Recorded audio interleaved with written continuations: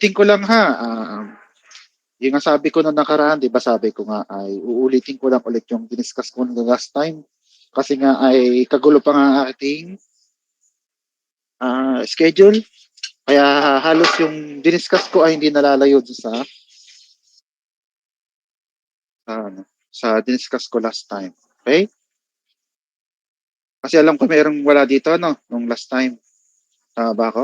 Opo, sir. Ayan, Opo. sige. Since week 2 naman siya, so para naman makahabol kahit ano, kahit yung advance ay samakto yung discussion natin. Ayan. So again ha, wala pa nga akong PowerPoint, kaya yan yung nakasulat mo ng gayan ha. So humihingi na ng paumanhin kung di pa ako nakagawa ng PowerPoint kasi nga bago pa yung subject sa akin. So as in, zero pa lang. Okay? So start nga tayo. So again, define natin kung ano yung sabihin ng refrigeration. Okay?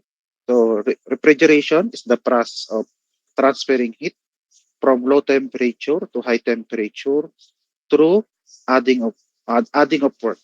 Okay? So, kaya yung sinasabi ko kasi, 'di ba sa thermodynamics, 'di ba normally ang flow ng heat natin ay laging from high temperature to low temperature. So, 'di ba ganun naman lagi na transfer yung heat mula doon sa mas mainit na surface papunta sa mas malamig na surface. Pero pagdating sa refrigeration process, naging baliktad ngayon siya. So kung napansin nyo, ang transfer ng heat ngayon natin ay baliktad from low temperature to high temperature. Baliktad siya. Pero syempre, hindi ba pwedeng basta babaliktad lang ng direction ng heat ng ganun-ganun lang. Kaya laging mahalaga itong kaduktong natin ito. Kailangan or required na merong kang i-add na work doon sa ating system. So so may salita, hindi basta-basta naman talaga magta-transfer ang heat from low to high unless other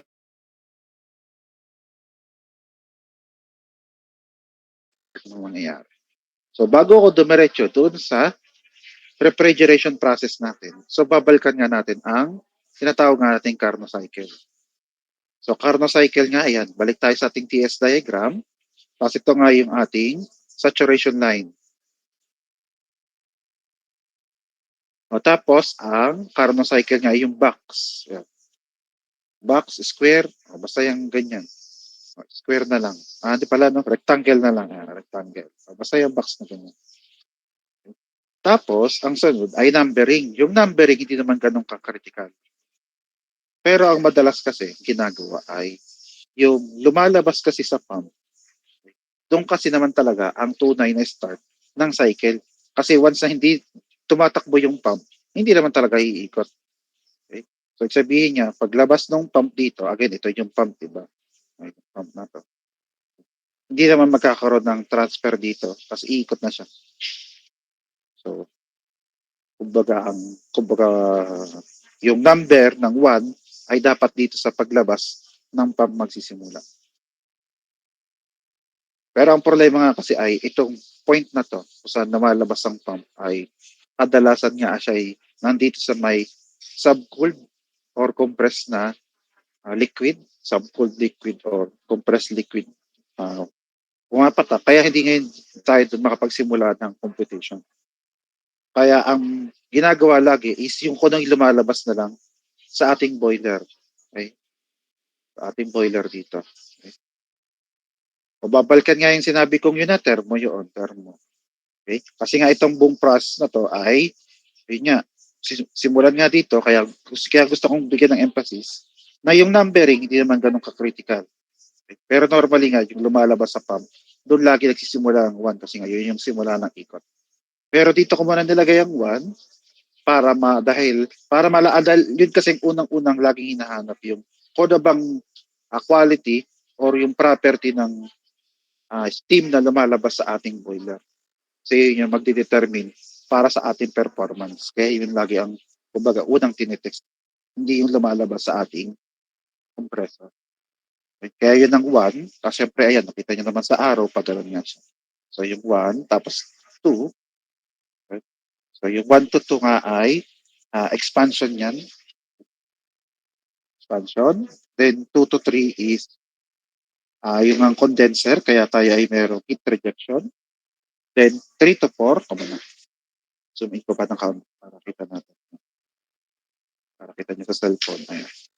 So, 3 to 4 is yung ating compression. And then 4 to 1 ay yung ating heat addition. So, heat addition, kaya boiler. Ito expansion, kaya turbine. Then 2 to 4 ay condenser. Then ito yung ating compressor. Okay? So, yun yung sa Carnot cycle. So, yun nga. So, ito nga, isa-isa ko lang. Isentropic kasi constant temperature, constant entropy. Yung 1 to 2 at 3 to 4. I-zoom out ko na ng kaon. Ayan. Okay? Pasok na sa lahat ng ano yan.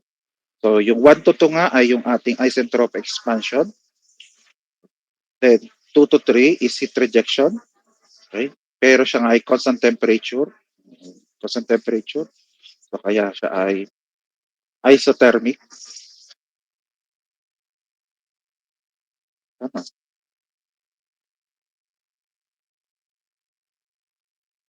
Heat rejection. And then, ito nga ay constant entropy. Kaya isentropic compression. And then, the last ay heat addition, which is isothermic. And then, sunod nga, yan nga yung ating cycle. So, pag na-represent natin siya using yung components, ito nga yan. So, ito yung 1 na lumalabas sa boiler, napapasok sa ating turbine. So, pagdating nga ng 2, yun nga yung lumalabas sa turbine na siya namang papasok sa ating condenser. Tapos yung 3, yung lumalabas sa condenser at papasok naman dun sa ating compressor or pump. Then yung 4, yun yung papasok sa boiler. At yun nga, iikot na ulit yung ating cycle. At ang ginawa ko lang kasi dito, okay, hindi man mali yung isentropic, yung term na isentropic, pero mas appropriate kasi na adiabatic siya. Kasi mahalaga kasi yung word na adiabatic kasi kumpara dito sa dalawa, yung adiabatic na process, yan yung sure na reversible process. So pwedeng mag-move back and forth yung process natin dito dahil nga siya reversible. Bagay laging reversible process itong adiabatic. Pwede kasing maging isentropic pero yun nga yung lumiliko siya kahit equal nga yung entropy dahil nga merong dadaplo siya ng kaunti kapag isentropic. At kaya nga sinasabi kong kailangan siya ay reversible kasi ang gagawin ngayon natin dito sa Carnot cycle ay babalik rin natin. So itong mga heat addition na to, walang problema kasi nga sa change of phase, laging pwedeng move back and forth yung state point natin dito. So sabihin, dito sa mga heat addition at heat rejection, walang problema mag-move back and forth yung ating state point. So sabihin ay paano ba? Parang kaya niya talaga mag-move back and forth dito nang walang problema. So therefore, reversible talaga siya. Ayun na lang siguro, reversible. Kasi pag ininitan mo, lamamig, di ba babalik lang siya doon. Ininitan mo, lalamig, babalik lang din. Ganun din dito. Ininitan mo, balamig, okay? Siya ay nagta-travel pa rin within the same line. Pero pagdating dito, yun nga, mahalaga na siya ay reversible. That's why we're using now the term adiabatic. Kasi ang adiabatic na process is a reversible process. At kaya nga kailangan maging reversible kasi yun yung sunod natin gagawin. Babalik na rin ngayon natin yung ating tinatawag na Carnot cycle. Okay? At kaya natin kailangan balik na rin yung Carnot cycle kasi yan yung gagamitin nating process para magkaroon nga ng refrigeration process. Ito. Babalik na rin natin yan. Yun na, kung napansin nyo, ito yun. Pataas ngayon siya, na dati siya ipababa. Ipababa, ngayon pataas. Ito ngayon siya. Pababa, na dati siya ipataas. At katulad sabi ko, wala nang problema pagdating doon sa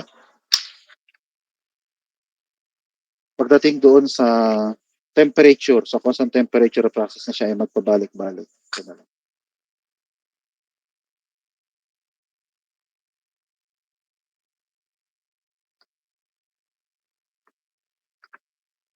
Ganun din. Yan. So na lang yan. Okay? So walang problema sa temperature. Yeah.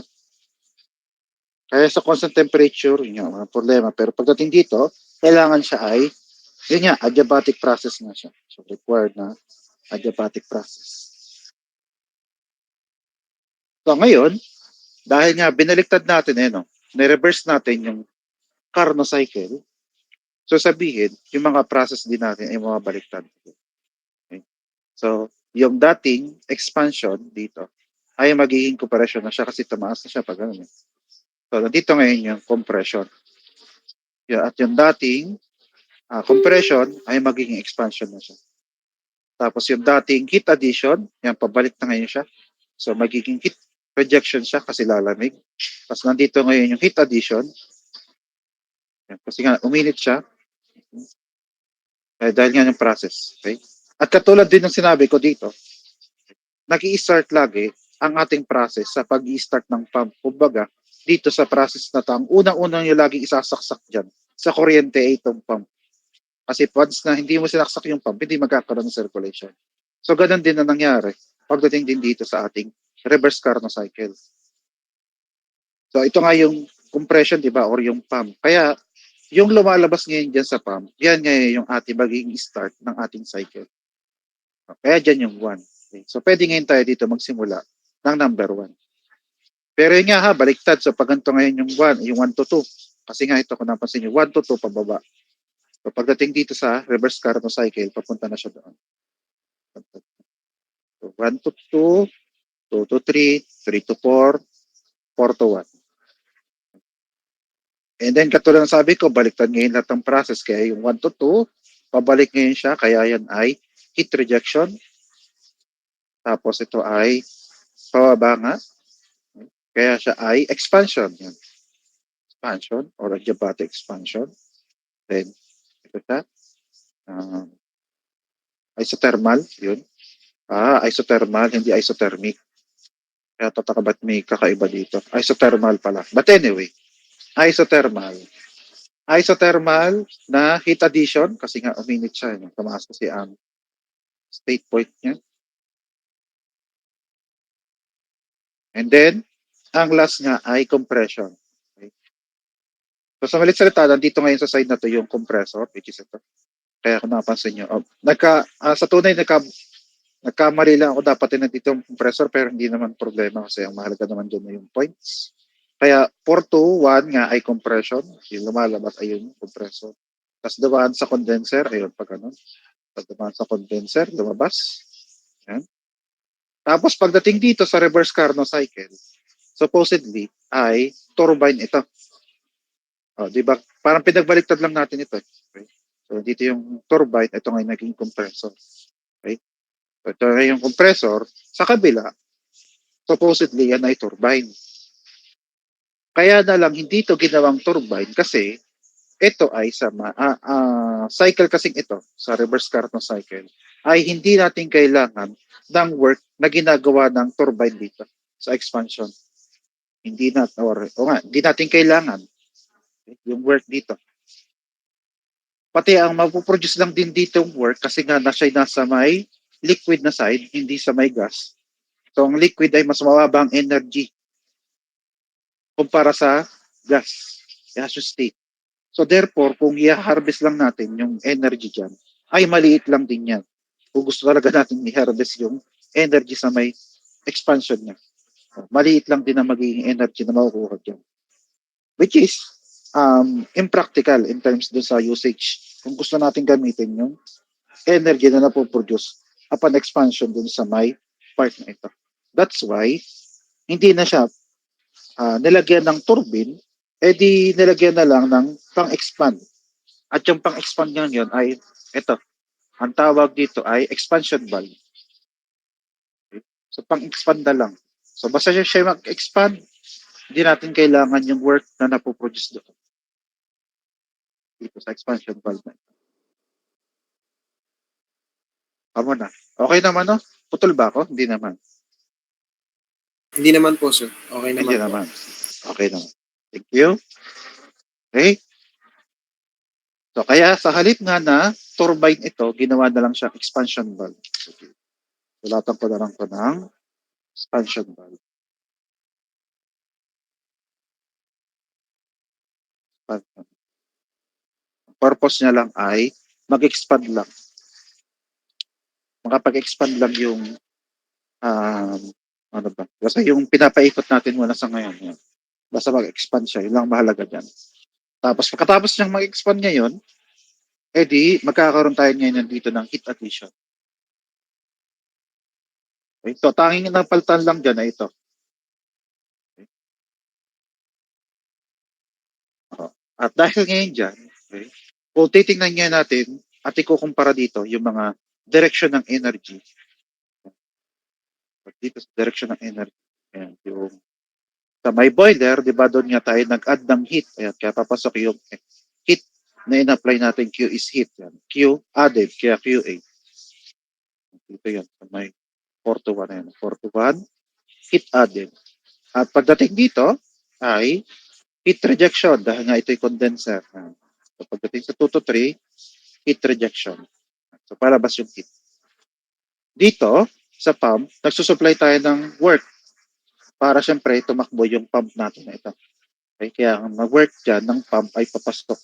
Tapos dito naman ay hina-harvest natin or ina-extract yung work doon sa turbine, kaya palabas yung work natin dito. Tapos ngayon, para maging maayos yung process natin dito, is kinukuhan or para ma-check natin yung efficiency ng ating process dito, okay, we will now use equation for efficiency. So, lagi ang efficiency is comparison ng lumalabas na energy compared sa ipinasok na energy. So, yun ang lagi. Output over input na energy pagdating sa efficiency.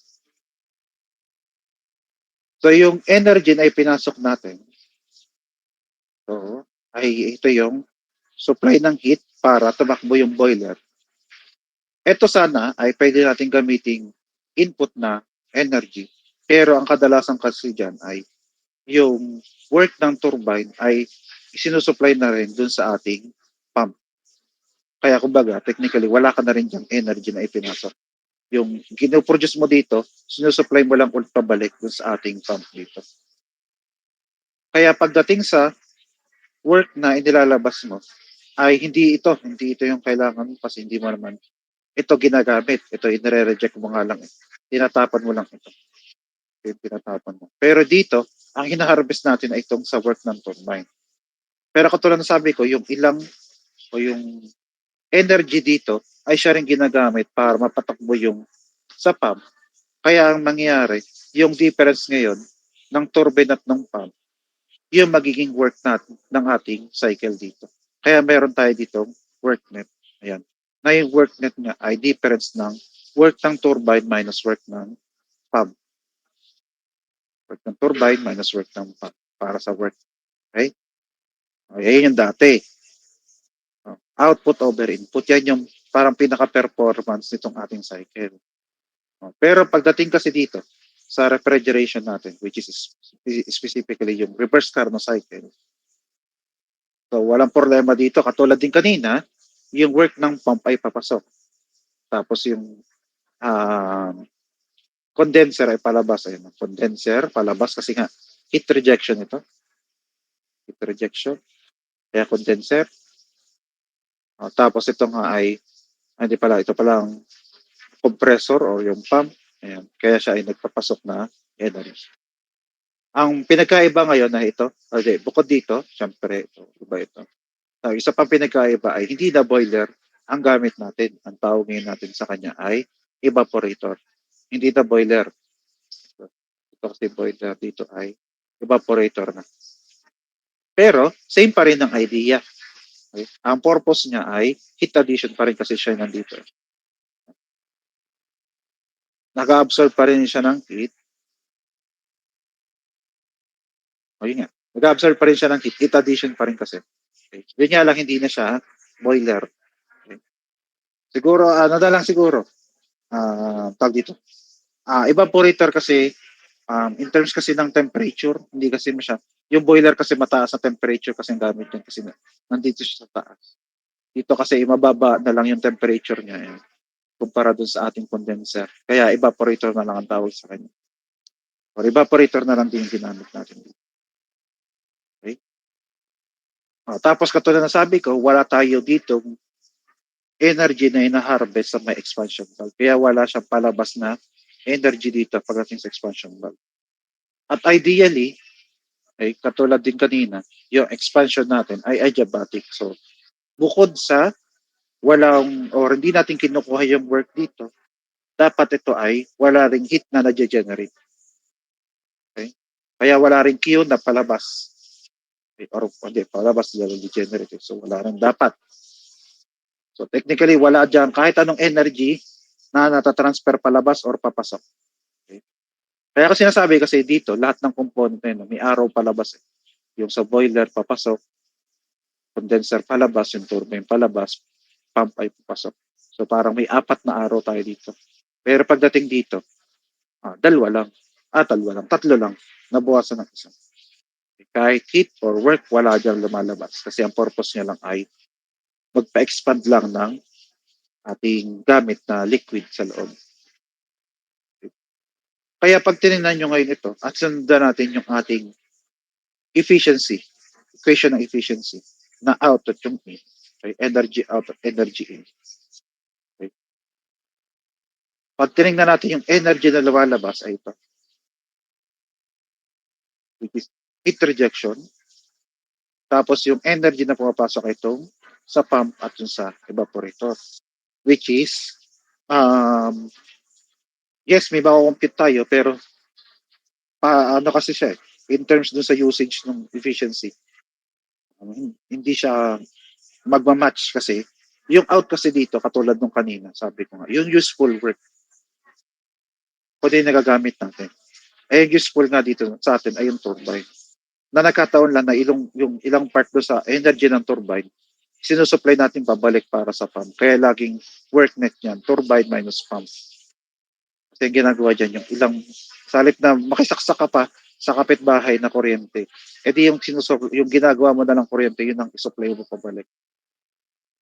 Edi yung ilang peraso dun sa work na supposedly 100% kumbaga sa turbine, yung ilang part doon, ibinabalik mo pa sa turbine. Kaya nga, laging work net yan. Ay work net ay work ng turbine minus work ng pump. Binabawas mo yung sa work ng pump. Which is yan nga yung useful work sa atin. Tapos yung in, ito yung anong sinupply natin doon sa ating system, which is yung nga manggagaling sa boiler. Yung heat or yung mga kahit anong power, mga coal, basta yung nagpapapulo nito, yun yung heat na ipinasok natin. So dapat masunod natin yun, hindi lang basta yung mga direksyon ng araw na ito para maging tama yung ating efficiency. Kasi kung napansin nyo, hindi natin, wala sa kahit anong equation na to, yung heat rejected dito. Yan yung hindi kasama. Kasi nga hindi natin nagagamit yan. Hindi nagagamit. So ganun din dapat ang idea pagdating dito. So for efficiency, ang kailangan natin ay yung something na ginagamit natin. Something na ginagamit, tapos ito ay yung energy na ipinasok natin doon sa system para tumakbo siya. So babalikan ko yon. Ayan. So ang mangyari ngayon, mapaltan ngayon, ayan, energy na useful dun sa ating system. At ang useful nga dito, dahil nga ito yung refrigeration, ay yung pagpapalamig, which is dito sa may part ng evaporator. Kasi pinapalamig natin diyan na tayo nagpapalamig. So therefore nga, yung energy na useful sa atin ay yung heat added ngayon dito. Okay, yung useful na energy sa atin. Then pagdating naman sa energy na ipinasok natin, edi ang energy na ipinasok natin ay through doon sa compressor. Doon sa compressor. Di pag sinundan natin, ayan, work na added, papasok, tapos ito ay work din na if, papasok din. Which is okay lang, kasi direction lang yan. Kasi kumbaga, pag tinignan niyo ako kasi dito, may papasok na energy ng boiler. Tapos may palabas, nabuwasan lang ng kaunti. So, para pumasok, lumabas. Okay. Pero pagdating dito, na iba na siya. Parehas papasok, papasok, at papasok. Kasi nga, yun yung kailangan or yung useful sa atin yung sa may evaporator. Tapos yung ipinasok natin na energy ay dito naman magagaling sa compressor. Kaya siya ngayon ay Q ng added sa may evaporator over yung energy na ipinasok natin sa ating compressor. Okay pa ba? Nakakasunod pa ba? Masus- Yes po, sir. you? Opo, okay naman po. Okay naman. Sige. Tandaan nyo ha, tayo nasa ano pa rin ha, nasa reverse Carnot cycle pa rin tayo. Reverse Carnot cycle pa rin. Okay. So, ang sunod ay, kung susundan natin ito, hindi na efficiency. Ang tawag natin sa kanya kasi nung una ay efficiency nung cycle natin ito. Kasi nga yung out, tapos in. Dito, okay, pares kasing in. So, hindi mo pwedeng tawaging efficiency yan. Okay?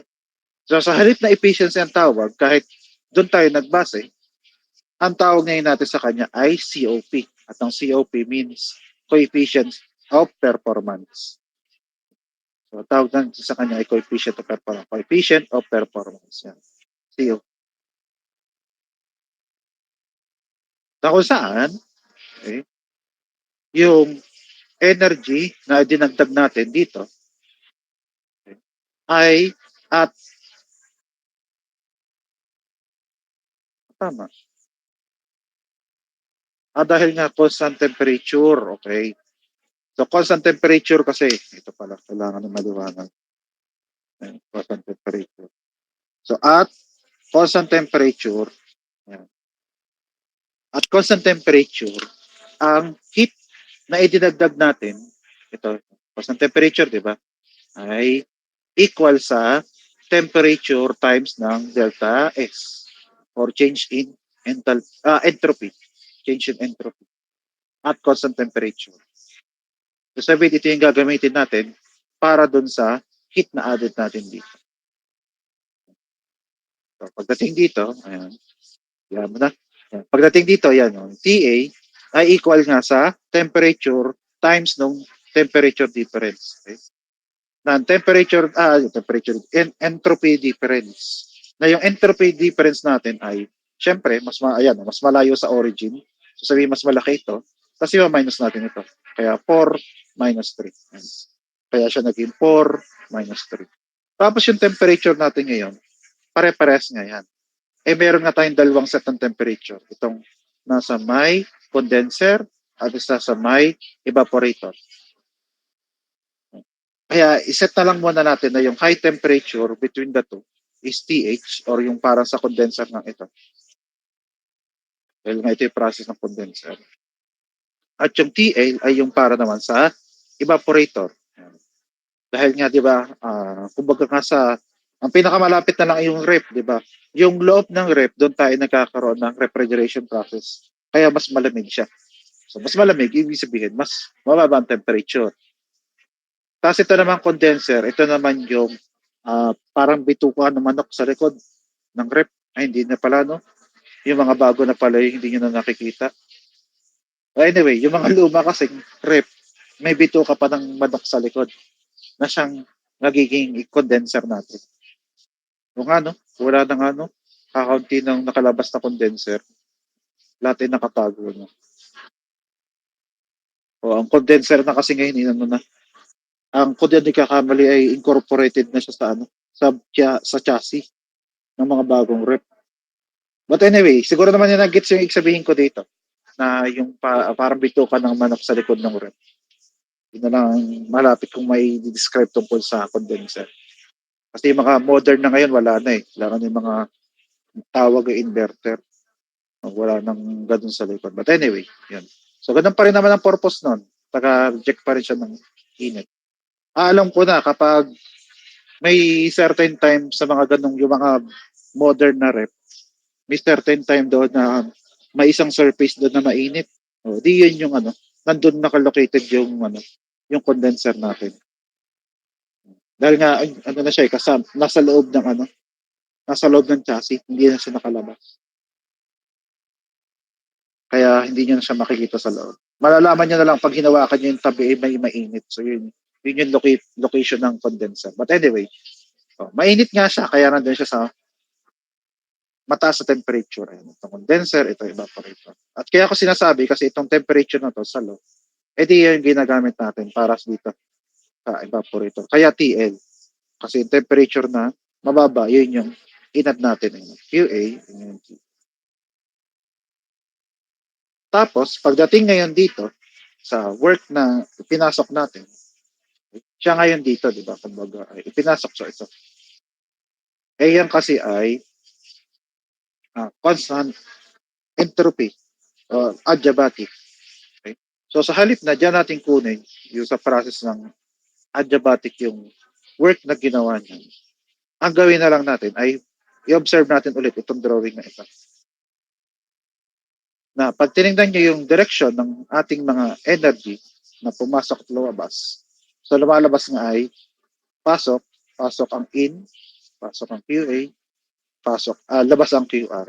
So pag gumawa tayo ng energy balance dun sa ating system na energy in is equals to energy out, energy in is equals to energy out, so lumalabas na yung pumasok na energy ay yung ating sa compressor at yung evaporator. Kaya work ng sa compressor na pumasok at yung heat na inabsorb ng ating evaporator. So yan yung mga pumasok na energy. Then equals dun sa lumabas. Ay kita nyo naman iisa lang yung arrow na palabas, which is yung heat rejected sa may condenser. Ayan. Ayan. Work in plus QA equals to QR. Na ang kailangan nga lang natin ay itong work na ipinasok natin. Kaya itong QA na to, lilipat natin sa kabila. So transpose lang natin. Transpose sa kabila.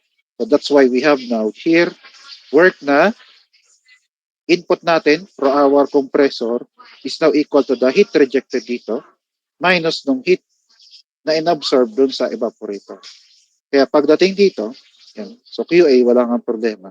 Pagdating sa QA, ang magiging equation ngayon natin ay yung kanina sinabi ko. QR minus QA. Yan. QR minus QA. Ayan, QR minus QA. Okay? Okay pa ha, hindi ako putol-putol. Pasensya kung pa makulit. Opo, sir. Okay lang po. Hindi naman po putol. Okay lang. Sige, thank you. Ayan. And then since ito'y heat din, okay? So yung QA, hindi nagbago dito. Ayan, kung napansin nyo ito, yan pa rin yun. TL pa rin times nung entropy na difference natin, which is S4 nga ang mas malaki kumpara sa S3. Kaya S4 minus S3. Pero pagdating nga dito, sa heat rejection, balik tayo dito. Ayan. So pagdating una, so T, delta S pa rin siya. So therefore now, yung temperature na pinag-usapan natin ay yung temperature nitong sa condenser natin ito, which is nga, TH na siya. So mas mataas sa temperature. Tapos, delta S pa rin. So ang delta S natin dito ay, syempre, mas mataas yung 1 kumpara sa 2. So therefore, S1 minus S2. Kaya pagdating dito, ayan, TH tapos times delta S, which is S1 niya ay mas malaki kumpara sa S2. Tapos yun nga, minus, kaya may minus dito. Ito pinarenthesis ko lang para maliwanag at kitang-kita nyo lang sa itsura pa lang ng mga number at subscript. Ito ay parehas dito. Kaya nilagyan ko ng parenthesis. Okay?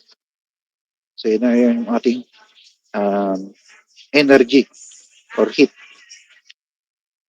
Okay? Or using heat. And then sunod, okay?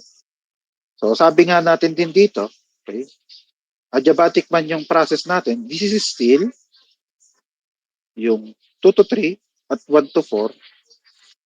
Adiabatic man yung nilagay ko ditong process, this is still called isentropic process. So isentropic pa rin siya, so meaning constant pa rin ang entropy ng from 2 to 3 at yung 4 to 1. Pares pa rin sila ng value ng entropy. That's why, nga, 4 to 1 niya ay parehas ang entropy as well as yung 2 to 3. Parehas sila ng entropy. So, ibig sabihin nun, yung S1 niya ay, S1 equals S4, which is ito. S1 yun. So, pwede natin palitan ng S4. At yung S2, pwede natin palitan ng S3 kasi nga, sabi nga natin dito, ay parehas nga siya. Dito parehas, tapos parehas. So, gagawin ko ngayon dito, ito, isasubstitute ko doon at doon. So, yun nga, S1 ay naging S4, yung S2 ay naging S2. Tapos yung natitira, pwede ka pares pa rin ito, pares noon, ito, pares noon.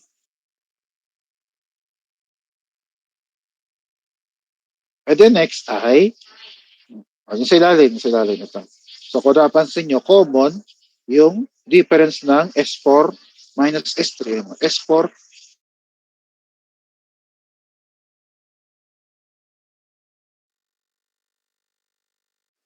pwede ngayon natin siyang i-factor out. Pwede natin factor out. So ito, lalabas, ito ilalabas. Pag ito inilabas mo, ang tira ay TH. Okay na, dito pa lang sa una. Kapag nga ito, inilabas natin, ang tira ay TH. Ito, pag nilabas natin, tira ay TL. Pero, huwag kalimutang mayroong minus sa pagitan ng TH at TL. Kaya pagdating dito, ayan. TH minus TL, yung natira dun sa loob. Nung pinactor out nga natin yung S4 minus S3. Di ba yun nga, oh. Ang nasa taas din, or nasa numerator ay S4 minus S3 din. S4 minus S3, ito nga ay S4 minus S3. So therefore, pareha sila. So pwede natin cancel. Kaya ang magiging COP ng ating reverse Carnot cycle process ay ito nga, natirang TL over TH minus TL. O yung iba ay mayroon pang 1 over TH over TL minus 1. O, kayo nang bahala doon, yun din naman yun. Ito na lang ang mas madali kasing tingnan. Hindi komplikado. TL over TH minus TL. Tandaan, ito ay dapat nga ay nasa Kelvin. Okay? Kelvin or tawag dito, dapat siya ay nasa absolute temperature.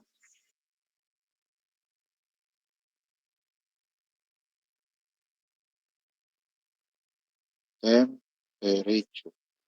Okay? So, dapat ay ang ating temperature, TL, TH, ay dapat ay nasa absolute temperature such as Kelvin. Ang kapartner niyan sa ay Rankine.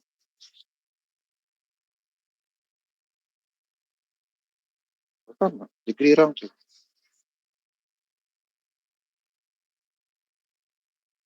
Okay? Kelvin at Rankine. Okay? Sa English, ay SI ay Kelvin. Ang dahilan nga kasi niyan ay dahil ng equation na ginamit natin sa pagkuha ng heat. Di ba naka-multiply nga siya dito sa delta S. Ang delta S, ang unit niya lagi ay kilojoule per kilogram Kelvin. Sa unit ng entropy. Yan ay kilojoule per kilogram Kelvin. So therefore, kung ito ay Kelvin, so dapat ang temperature natin ay Kelvin. So dapat yun ay lagi nasa Kelvin. At mahalaga nga ay lagi yung refrigeration kasi may isa pang process na gumagamit nito. Ang useful naman sa kanya ay yung part ng condenser. So ginagamit naman siya sa winter. Kaya ito yung mas mahalaga sa kanya. Yung mapainit ng room. Kasi nga winter, puro snow sa labas. Pero pwede tayo mag-absorb ng init doon sa snow. Isipin mo snow. Pwede ka mag-absorb ng init. Kasi yung init na yun, ibabato mo doon sa loob ng kwarto para mapainitan yung kwarto. Lalo na pag winter. Ang tawag natin doon ay heat pump. Pero kumuna, isa-isa lang muna. Kaya ito ay maliwanag at kailangan ko nakasulat na dapat ito ay process ng refrigeration. Kasi ngayon, ngayon, so yung useful niyang work, hindi ngayon ito. Hindi niya kailangan ng addition ng heat. Ang mahalaga sa kanya ito, condenser. So, mangyari lang, edi mapapalitan lang talaga yun ng QR, solid na QA. Pero pagdating kasi sa refrigeration, ang mahalaga sa atin ay itong evaporator. So, yun, siguro na-imagine nyo na kung ang kalalabasan nito kasi literal na pelatan nyo lang yun ng QR. Okay? So, ang tawag nga doon ay heat pump. Pero, refrigeration muna. After na yung heat pump. Kaya ko sinabi kasi, same lang din kasi ito eh. Same ito. Ang tayong pinagkaiba niya lang ay yung sa may part ng COP. Ang mahalaga nga yun nga sa kanya yung condenser. Hindi yung evaporation. But anyway, yan. Kaya mahalaga yung word na process ng refrigeration. So kailangan ay itong equation na to, una, kailangan ang process natin ay reverse Carnot cycle. Padalwa, dapat ang pinag-uusapan natin ay refrigeration process. Nagpapalamig tayo ng kung ano mang bagay.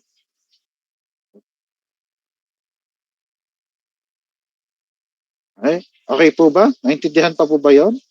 Yung lahat sa reverse Carnot cycle? Yes po, sir. Naintindihan naman po. Di ko lang po Yun? alam sa lahat po. Okay lang, okay lang.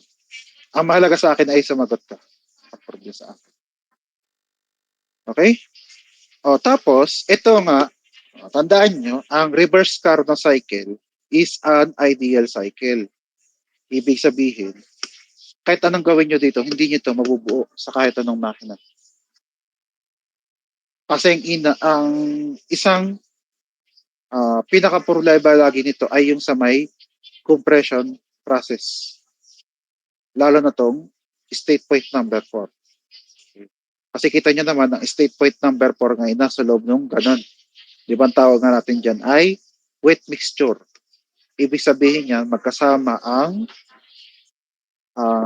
liquid at ang gas. Kaya nga wet mixture.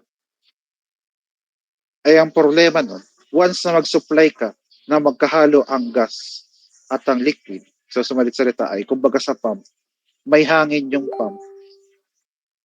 Nag-supply ka ng tubig ng pump pero may hangin. Eh di ba nagkakaproblema nga ng pump doon pag may hangin ay di ba nahihirapan, ang tawag natin doon ay, basta magkakaproblema yung pump, ayun na lang siguro. Nagkakaproblema yung pump kapag nag-pump tayo ng magkahalo yung, dito pa yun. Dito, ayan. Kung napansin nyo yung 3, magkahalo din ng tubig at ang gas. Kasi siya nasa wet mixture din. Pag nag-supply ka sa pump na magkahalo, magkakaproblema yung pump natin. Ganon din dito sa compressor. So dito, nag-supply ka na magkahalo ang tubig at ang tubig. Ang liquid pala, sorry. Ang liquid at ang gas. Kasama. Kaya pag pinadaan mo yun dito, masisira din ang ating compressor. Kaya anong gagawin? Okay? So, ang ginawa na lang, okay? So, may dalawang choice. So, either kailangan mo mag-supply ng purong liquid or magsusupply ka ng purong gas. Ganun lang ang magiging solusyon nun. So, syempre, nandito yung liquid. So, parang kakaiba naman kung nandun yung pour ay pagkanto nga yung ating drawing. So, kaya itong side na to hindi pwedeng mangyari. Kaya ang gagawin na lang natin. Ito ay yung pour, specifically, yung state point number 4 ay ililipat natin ngayon papunta sa saturated gas. Okay? Or saturated vapor. Gas na lang muna para hindi kayo malito. Kasi ito liquid tapos vapor, ay yung vapor kasi parang nakakalito. O gas na lang muna sa ngayon. Saturated gas. Again, gas at vapor ay parehas. Okay. Saturated liquid, saturated gas. Yun na lang muna. Pero ang tawag dito vapor ha. Ayoko lang kayong ano na lang. Basta ito ay vapor or gas. Ayan, dito sa side natin. So ang ginawa, yung pour ay inilipat dito sa saturated gas na ito. Na part. Okay. Kaya ang ginawa, edi iniurong. So still, ang process natin ay constant temperature, pero iniurong natin papunta sa saturation line. Again ha, we are still at TS diagram. Ayan, TS diagram. So, nung inuurong mo to, edi syempre, inuurong mo to. Yung 1, hindi pwedeng nandyan din kasi nga ito ay dapat ay manatiling adiabatic process. Adiabatic compression pa rin siya. So, pag adiabatic na ay constant ang entropy pag adiabatic process. So, ang mangyari ngayon, nung iniipod natin papunta dito yung ating 4, state point number 4, edi umipod din papunta dito sa may area ito, yung ating 1. Now, we have two choice para sa 1. We can maintain our constant temperature process pagdating dito, or pwede tayo mag-change ng process into constant pressure process. So, bakit ngayon pumasok si constant pressure? Kasi, sa loob ng wet mixture, dito sa area sa ilalim ng wet mixture, parehas, ayun ha, parehas na constant ang temperature at constant ang pressure. Again, under saturation, under saturation line, or specifically dito sa may wet mixture, where nagkakaroon lang tayo ng phase change dito. Meron lang tayo dito ng phase change. Dito ay parehas ang temperature at pare-parehas ang pressure dyan. Kasi nga phase change yan. Ganon lagi ang characteristic ng phase change. Laging constant temperature, constant ng pressure. Ngayon, paglagpas mo dito ngayon, yun yung sinasabi ko. So we have a choice kung i-continue ba natin na siya ay constant temperature or i-continue natin as constant pressure. So ang ginawa na lang ay sa halip na constant temperature process, nagpalit na lang tayo ng constant pressure process. Ang dahilan nga kasi nun ay mas madali kasi nga i-manage ang constant pressure kumpara sa constant temperature. Ayun lang yun. Okay? Mas madali kasi i-manage ang constant pressure kumpara sa constant temperature kasi pag constant temperature ay PBI PB. O nga, PBI equals to PB kapag constant temperature. O edi kailangan mong dahil nga siya na-compress, so dapat ay magbabago pa ang sa volume dahil PB equals to PB. So, edi magiging komplikado na yung ating padding machine. Kasi kailangan mag-adapt yung pressure. Again, sinasabi kong PB equals to PB ay yun nga, pag constant temperature, saan ba? Saan ba ako pwede magsulat? Dito na lang, di ba? Sabi nga natin, di ba, pag constant temperature, sa ideal gas, di ba, ay PB equals to PB. P1, B1 equals to P2, B2 pag constant temperature process. Ngayon sabi kung PB was to PB. So sabihin, para man lang ma-maintain yung temperature natin, okay?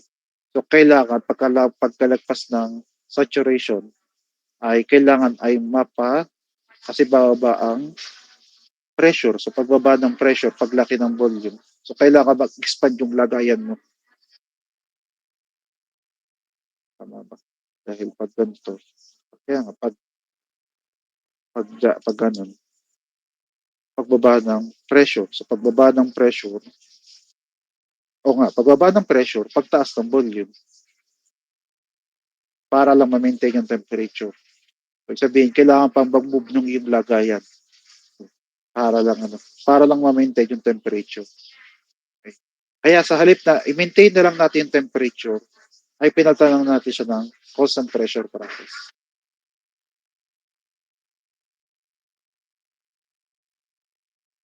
O di ang line ng constant pressure process,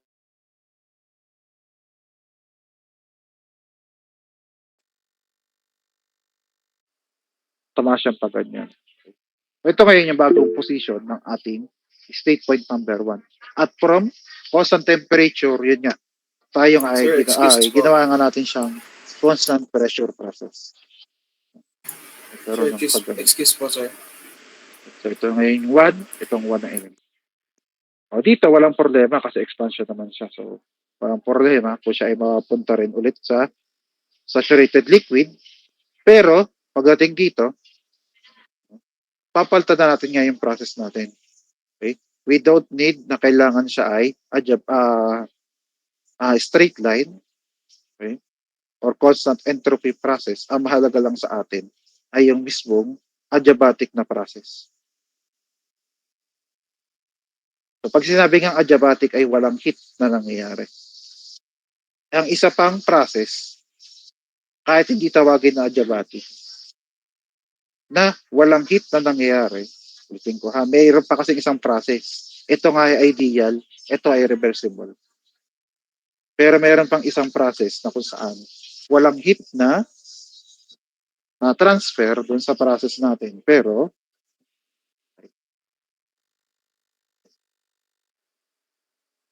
walang heat na transfer, pero pwede pa rin siya magkaroon ng expansion. Dito.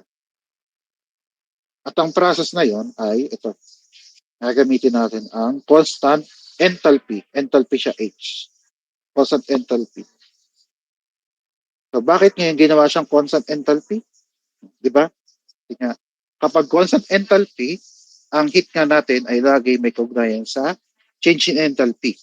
So, since walang pagbabago sa enthalpy, so therefore yung heat natin dito ay equal to zero, which is na-achieve niya yung idea about dito sa adiabatic. Sa adiabatic, pagiging adiabatic niya.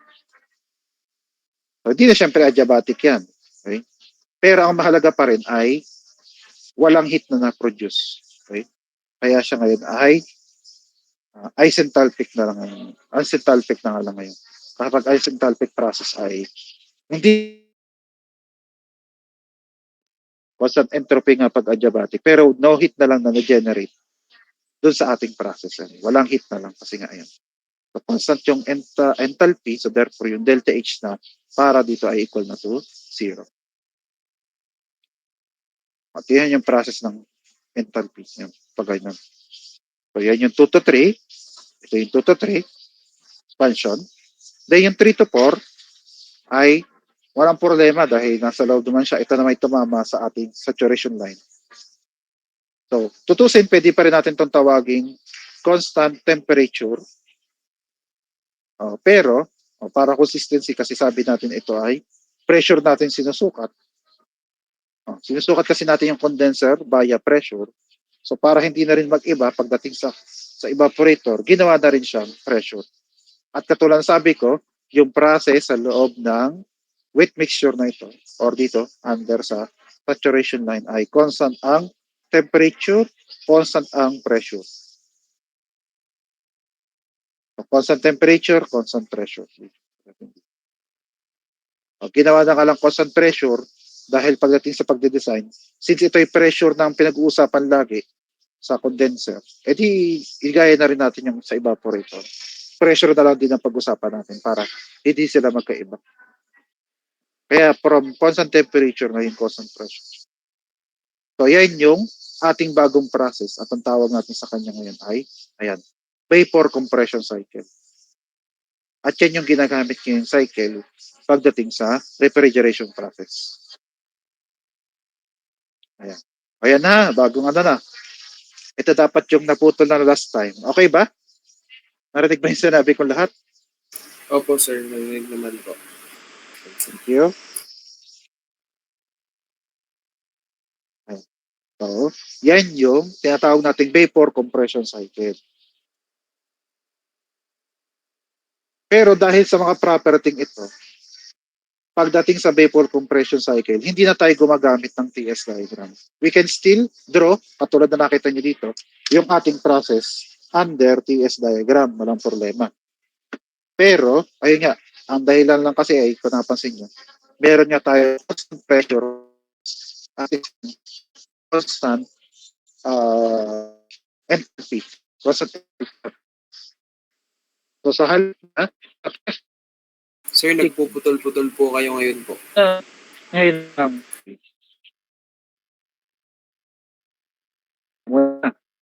wala lalabas ha. Sige po, sir.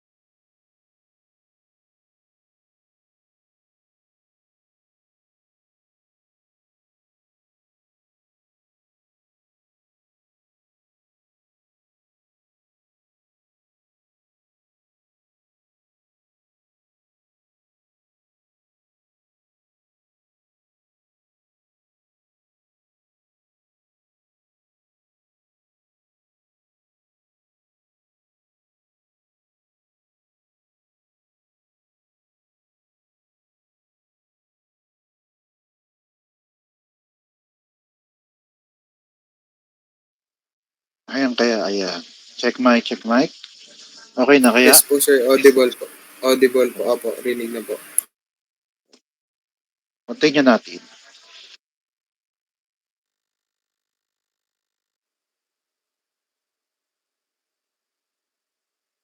Tingnan natin ha. Ayan.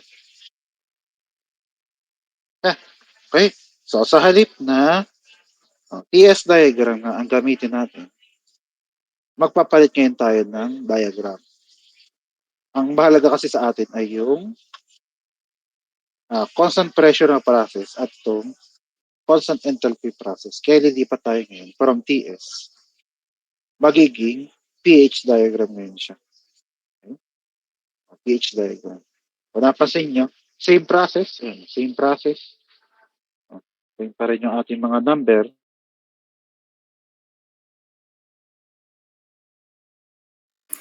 Sir, nakatigil po ata yung camera po. Talaga siyang ganun. Ha? Hindi, okay na Ano po ulit? ulit. Okay na po. Okay na Okay ulit? na po ulit. Okay na. Sige, sige, sige. Isa pa. So, from TS diagram, lilipat ngayon tayo. So, pagdating sa refrigeration process, hindi na tayo gumagamit ng TS diagram. Ang ginagamit na natin ay itong tinatawag natin pH diagram. Ang dahilan nga niyan ay yun lang para ma-prioritize yung constant pressure process at itong constant enthalpy process. Tama. Ayun, baka magkamali ako kasi nga enthalpy at entropy ay pagkatunog yan. Para maging constant enthalpy process. Kung napansin nyo, yung points, the process is the same. Ang nag-iba na ay yung ating saturation line. Iba na itsura pag ganyan siya. Papasok talaga siyang ganyan. Mas malayo ito kumpara dito. At dahil nga siya ngayon ay constant pressure process. Yan. So kung napansin nyo, madali na siya kasi ito. Straight line na horizontal lang kasi constant pressure pa. Ganun din dito. Ayan. Kasi ito ay constant enthalpy. Enthalpy process kaya constant enthalpy siya dito. Tapos yung constant entropy process, di yun na lang ang mag-a-adjust. Yan na lang yung nakakurba kapag ganun dito. Okay? Then next, okay, kung kanina ay kinuha natin ng ito nga, yung coefficient of performance, itong ating reverse Carnot cycle. So, pwede din natin kunan ng coefficient of performance itong ating vapor compression cycle. Okay. Where yung useful work pa rin natin is still yung heat addition pa rin dito. Okay. At ang tawag na ngayon natin doon ay ito, REF or refrigerating effect or refrigerating capacity.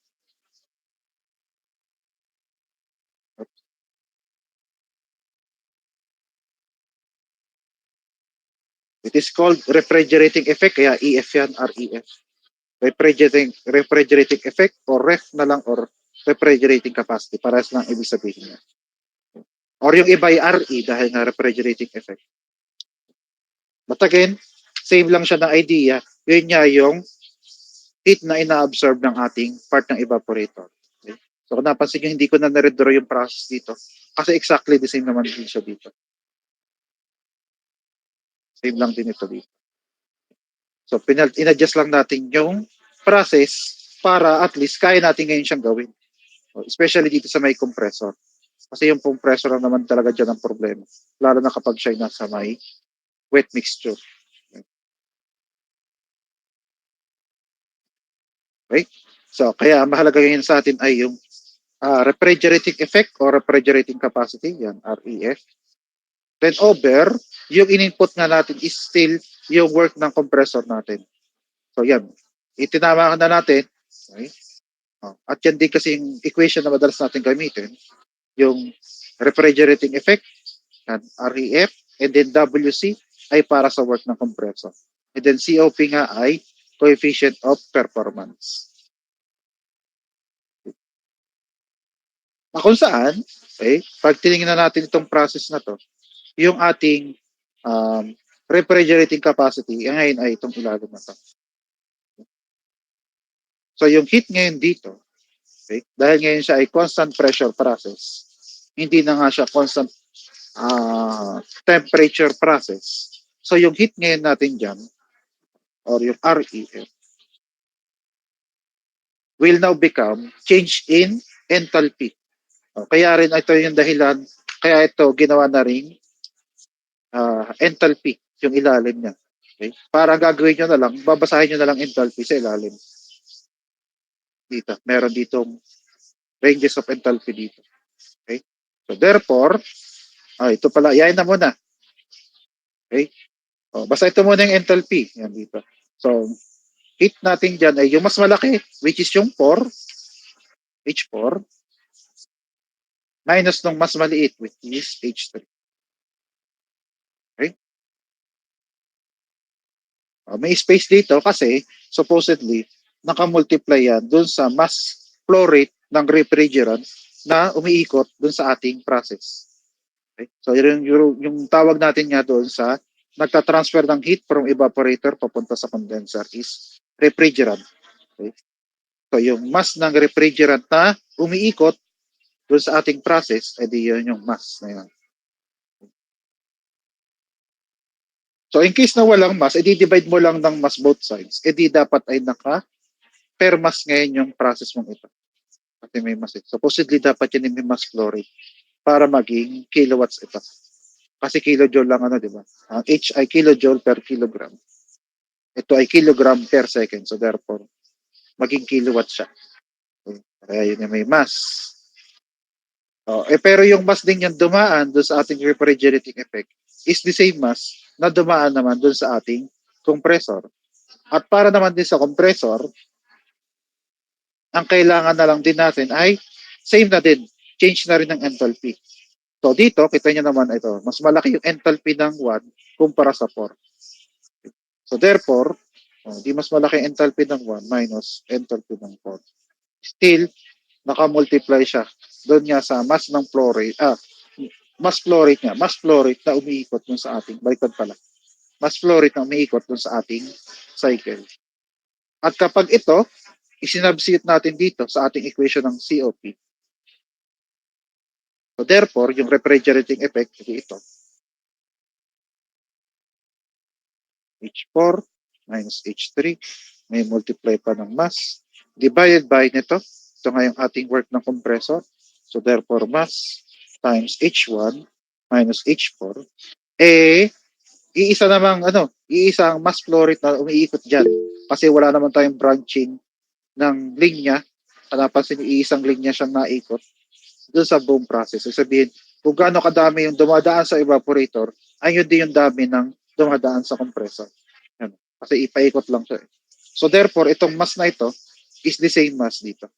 So pares lang sila. Pares lang sila. So therefore, ang ating magiging equation ng COP ay maging kaiba na. So kung napansin nyo, nakabase ngayon siya sa enthalpy, which is yung lumabas sa evaporator, evaporator minus yung pumasok, over sa lumabas ng compressor minus doon sa kanyang pumasok. At may common nga, di ba? Yung H4 common. Kasi common naman talaga ito doon sa dalawang process natin. At kung napansin nyo, iba na itsura ng ating COP compared do sa COP ng reverse Carnot cycle. Dito ilalagyan ko nga ng refrigeration. And then, ano nga to? Vapor compression na. Para hindi kayo malito. Okay?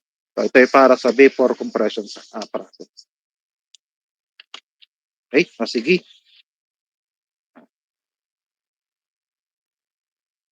Palagay ko pwede na muna yan. Ayan. Okay? Pakisabi nga, pag nakuna na ng screenshot, yung ginawa kong lahat na yan.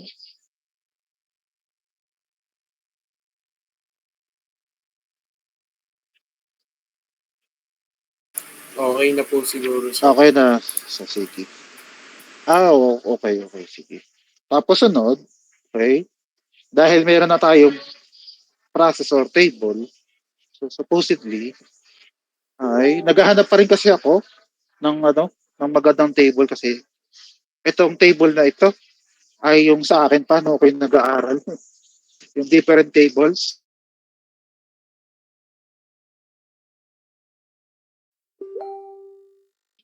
sa water, tapos yung different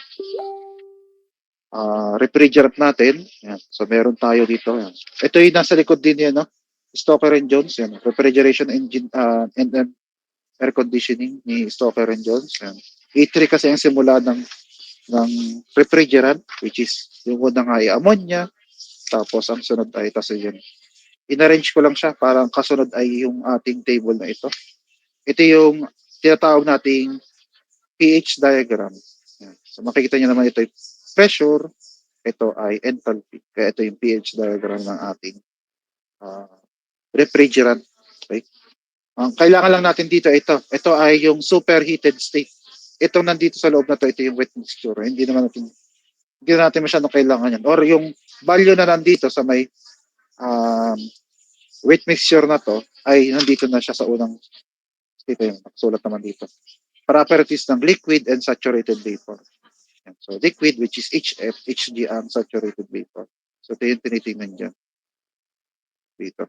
Kasi nga ito yung nasa loob ng saturation line o yung mga wet mixture. So ito siya. Kaya pagdating sa superheated, dito ngayon siya, nandito sa side na to. Or kung papakita ko dito, ito yung nandito sa side. Kasi nga ito yung superheated na side. Ito yung wet mixture. Ito na nga yung nandito sa table na to. Or ito siya. Ito yung wet mixture natin. Ito yung superheated na side. Yan. So, ammonia. And then next ay, ayan, refrigerant 11, tapos ganun din. Tapos 12, refrigerant 12, tapos table. In-arrange ko nga ito kasi ang nasa libro kasi ni Stoker and Joseph magkakasunod itong ano. Meron ba akong indicator na magkakasunod siya? Wala, no? Putol kasi. So, magkakasunod kasi itong mga table nito. Itong kasunod nito, ito. Hindi itong table niyang ito. Alam ko na yung nasa aking ano. Ito. Nagaya ko ito. Yung Stoker and Joseph.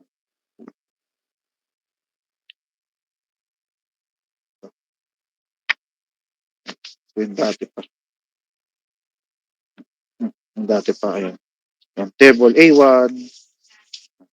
Tapos, ang magkakasunod dyan na yung mga ammonia. Ito pa rin yung kanina. Yung ammonia. Tapos, ang kasunod niya na yung table ng ano. Yan, A4. Yan pala yung A3. Yan, A3 tapos A4. Lahat mo na yung property. Yan. Tapos, R12, R22. Then, ayan. Kasunod. Ito para yung property ng ano, R22 na superheated. Then, after that, ayan, 502. Tapos meron pa dapat. Hindi na. Pagkatapos pala nun, yan na. Yung different, yung table na pinakita ko sa inyo. Yung sa may superheated na kasulat naman mo dito. Ayun pala. Superheated na kasulat naman pala sa ilalim. Superheated na ammonia. Tapos ito yung superheated na refrigerant 11. Magkakasunod. So yung akin na inayos ko para magkakasunod yung refrigerant na pinag-uusapan. Kasi nga akin to eh. Ito niyo pa nga pangit yung ano eh, pa-Xerox. Hindi pa to ano. Uso pa dati yung liquid na ano, na Xerox copy. Pangit ang quality. Tapos hindi yan baliktad kasi ito ang tinitingnan mo dyan. Ito. Hindi ito. Ito yung kasamahan niya. Oh, 502. Kasi ito ay extra copy lang ng mga table. Ayan.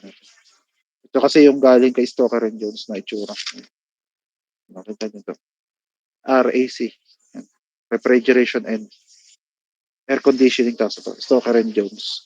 Libro. Tapos na.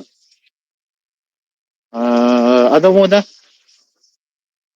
Pinag-iisip ako pa paano nga ito ibibigay sa inyo kasi nga table kasi ito. So dapat at least may kopya tayo bago tayo makapag problem solving kasi ang kasunod na natin ay problem solving na. So dapat ang unang sunod ang standard na vapor compression cycle. Okay naman lahat. Lahat naman ay kayang sagutan.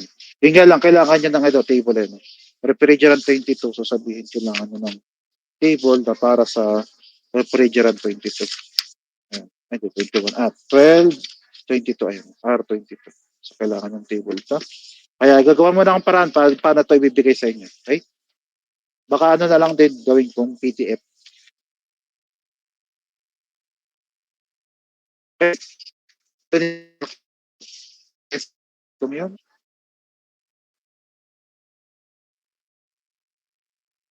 Oops. Okay na po. Sir, nagpuputol-putol po kayo. Putol. Pero ito tables na dapat titik natin para ano tayo. Which is yung pa yung ayusin sa tape pa pa Sir, hindi po kayo audible na hindi po naintindihan po yung nasabi niyo po. Ay. Pwede po magpatay ng camera. babara ka. Diba? BRB. BRB. Okay po. Okay.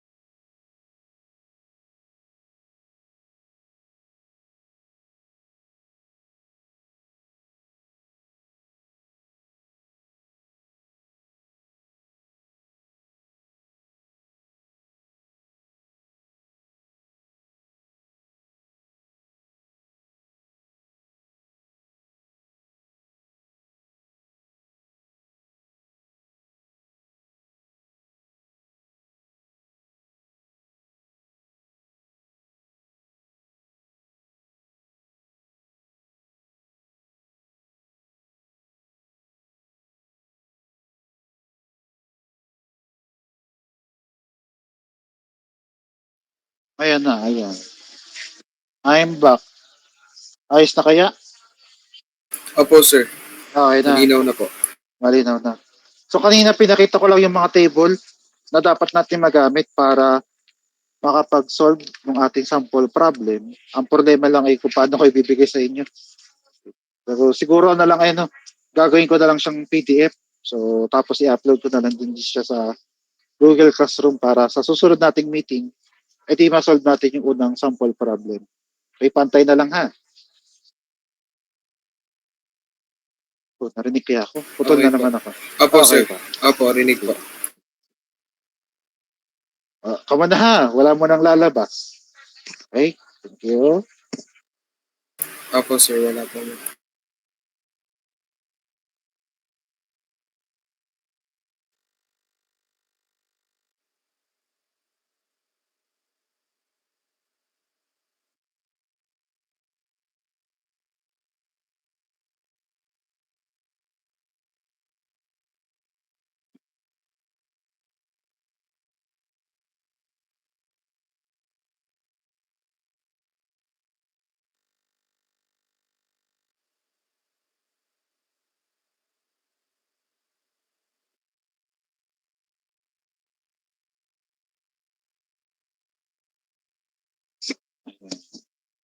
Okay.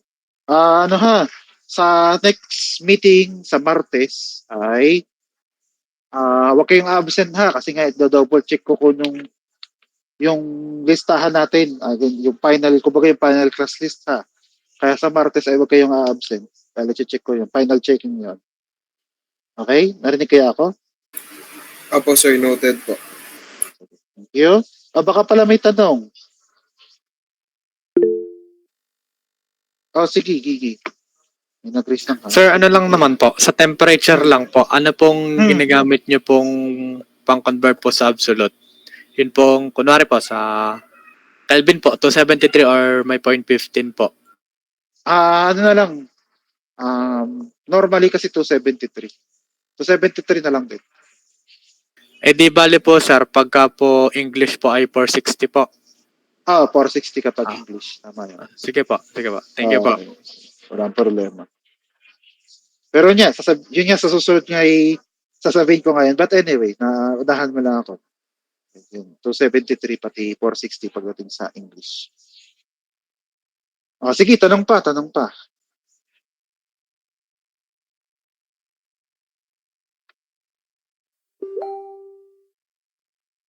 Wala na. Ayan. Sige. So, kung wala nang tanong, hanggang dito na muna. So, see you next meeting. Okay, sige, bye-bye. Thank you po, Thank you, sir. sir. Thank Thank you you, po, sir. sir.